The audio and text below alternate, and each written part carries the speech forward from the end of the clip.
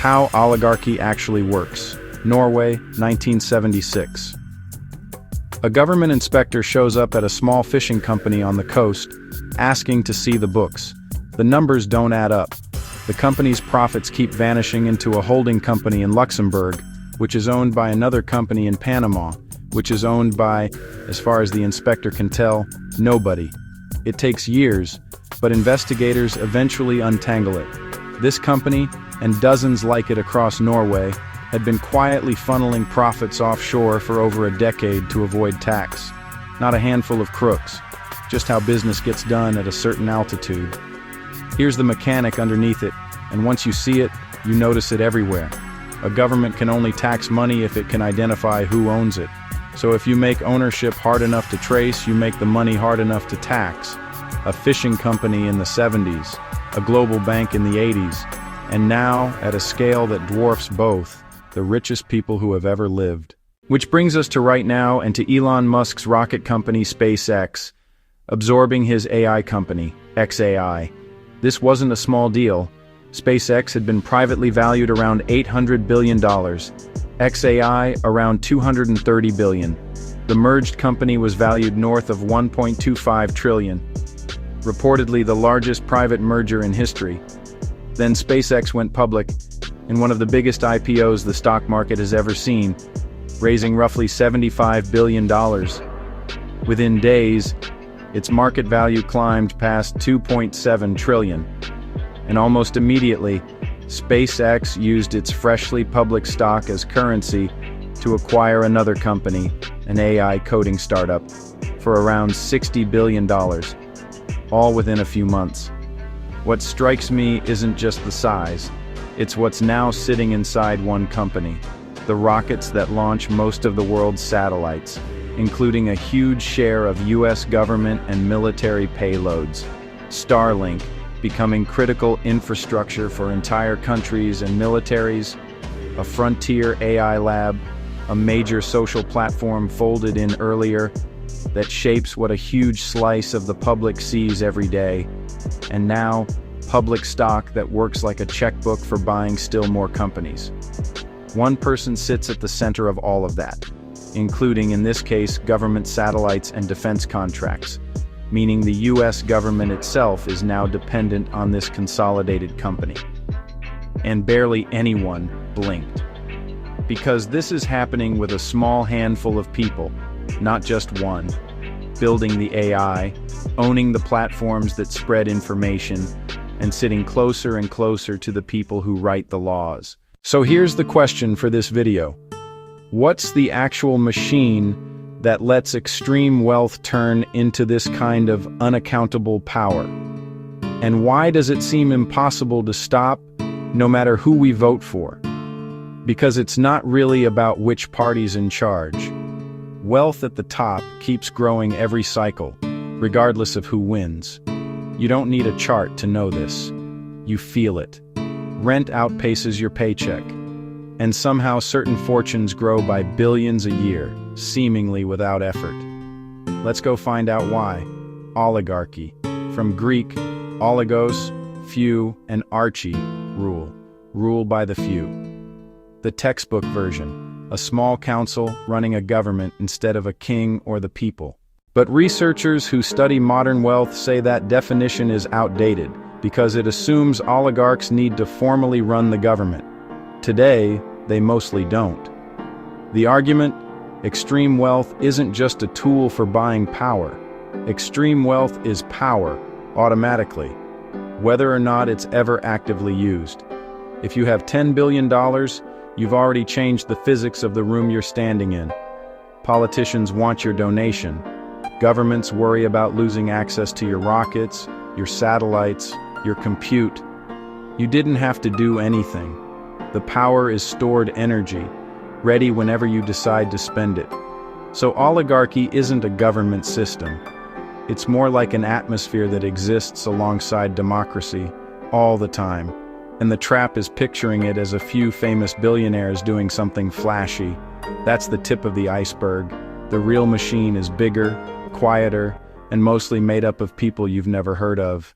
There's a term for that quieter machine, the wealth defense industry. Not one company or conspiracy, a massive loose web of accountants, trust lawyers, offshore bankers, lobbyists, and estate planners whose job is keeping governments from taxing or regulating the ultra-wealthy's assets.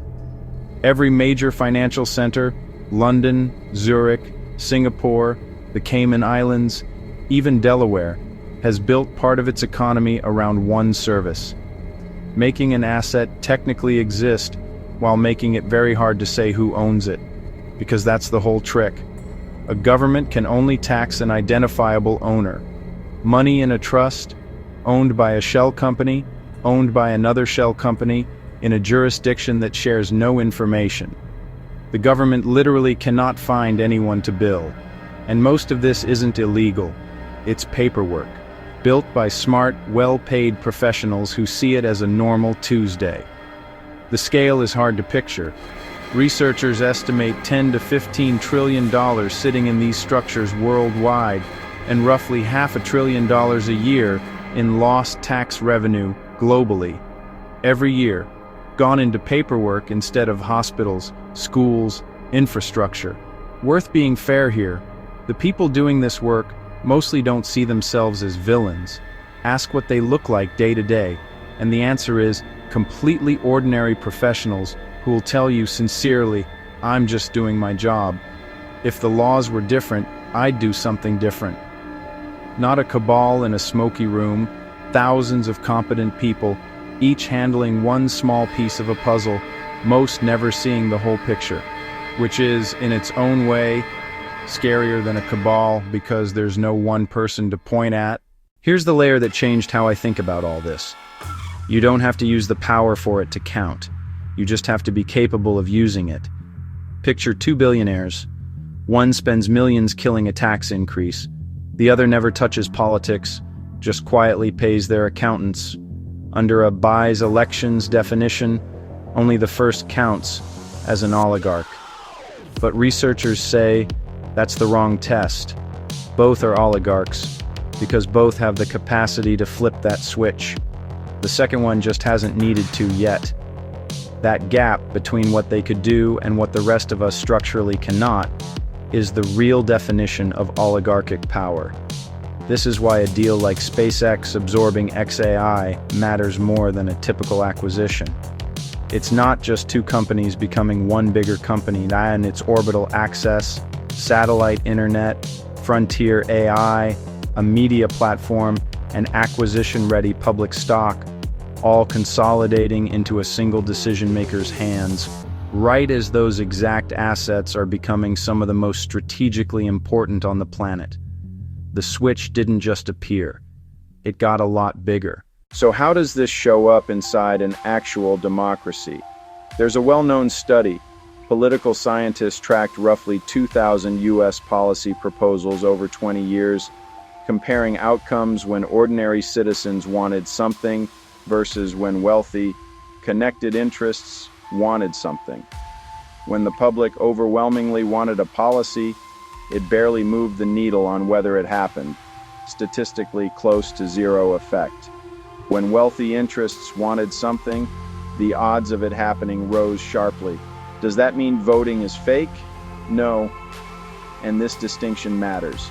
Your vote matters enormously on issues where the wealthy have no unified stake. Social issues, a lot of local politics, but on the few issues where concentrated wealth agrees with itself, tax policy, and increasingly how AI and critical infrastructure get regulated, the will of the people tends to lose, regardless of who's in office.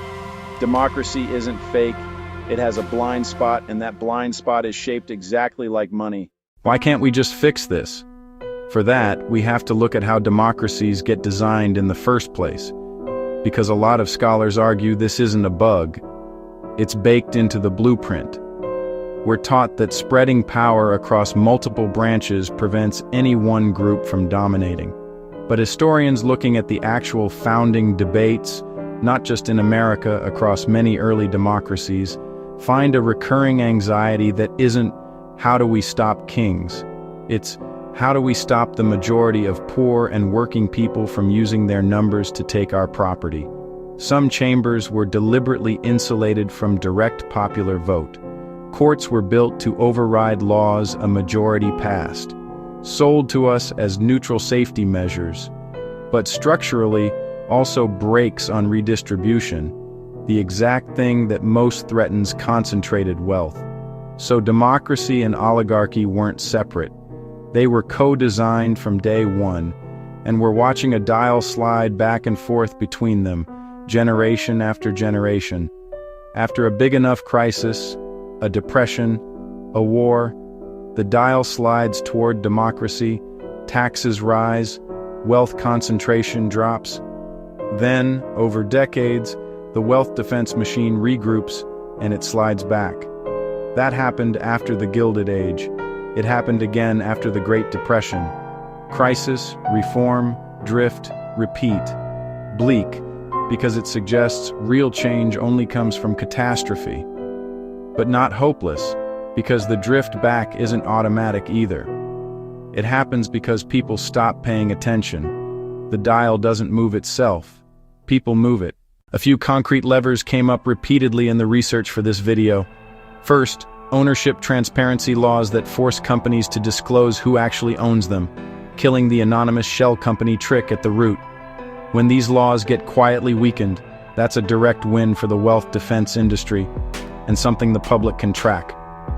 Second, properly funding the agencies meant to enforce tax law against the wealthy.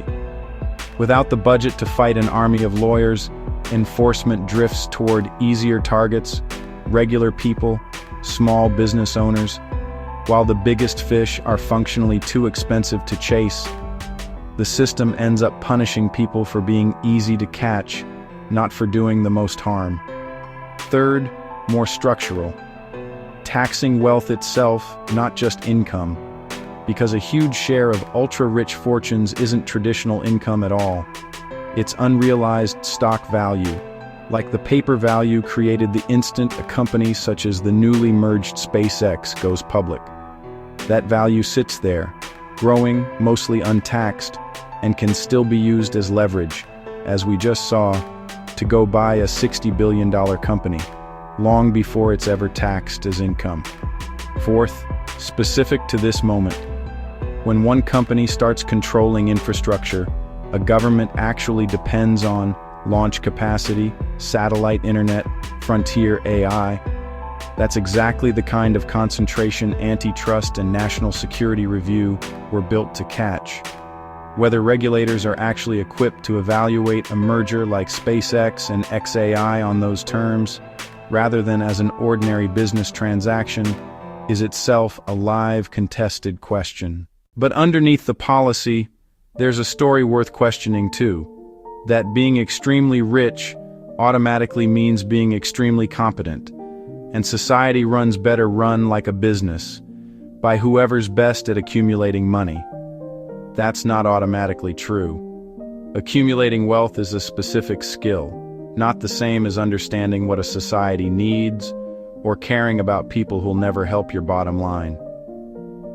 Conflating the two is the oldest trick in the playbook, because it makes concentrated wealth look not just powerful but deserved. So maybe step one, before any law passes, is simply refusing to hand over that assumption for free. Here's where this lands.